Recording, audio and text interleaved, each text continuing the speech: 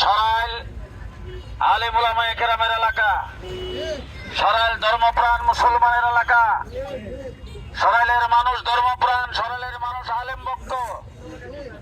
এই জন্য আজকে আসনের প্রতি গোটা বাংলাদেশের উলামায়ে কেরামের নজর একের পর এক আসতেছেন উলামায়ে কেরাম এখানে দেখার জন্য।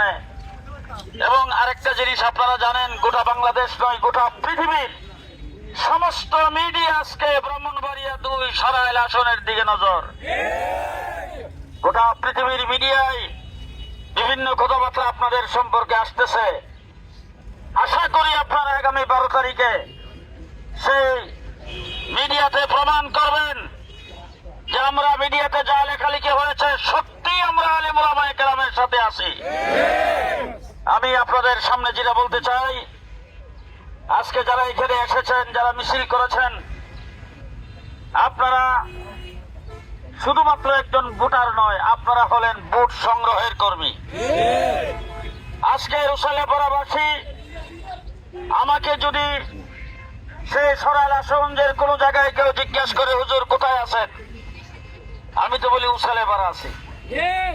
আমার নেতা মুফতি ফজলুল হক আমিনী সাহেব উসাইলপাড়ার পরিচয় ইলেকশন করেছেন, আমি ওই গ্রামের বাসিন্দা হিসেবে ইলেকশন করছি। সুতরাং যদি আপনারা 12 তারিখে কোনো ব্যতিক্রম করেন তাহলে তো আমি মনে করবো যে আসলে আপনারা আমাকে গ্রহণ করেন নাই। আমি আপনাদের সাথে আছি, আপনাদের গ্রামের সাথে আছি এবং আপনাদের গ্রামের একজন হিসাবে বলছি। আজকে আমি আপনাদের কাছে আসছি নেওয়ার জন্য। আমার ব্যবসায়ী ভাইরা, দোকানদার ভাইরা, সকলকে বলছি আমি আসছি আপনাদের কাছ থেকে নেওয়ার জন্য। কি নেব? ভোট। কিন্তু 12 তারিখের পরে আসবো আপনাদেরকে দেওয়ার জন্য। আপনাদের কি প্রয়োজন?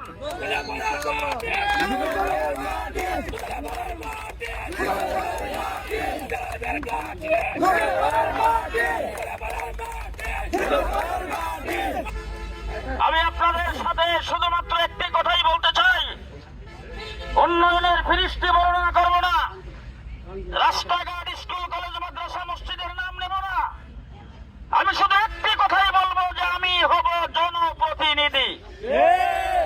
যদি আমি জনপ্রতিনিধি হই তাহলে তার অর্থ কি? তার অর্থ হইল জন মানে আপনারা, প্রতিনিধি আমি। আমি তো আপনাদেরকে দিয়ে প্রতিনিধি। শুধু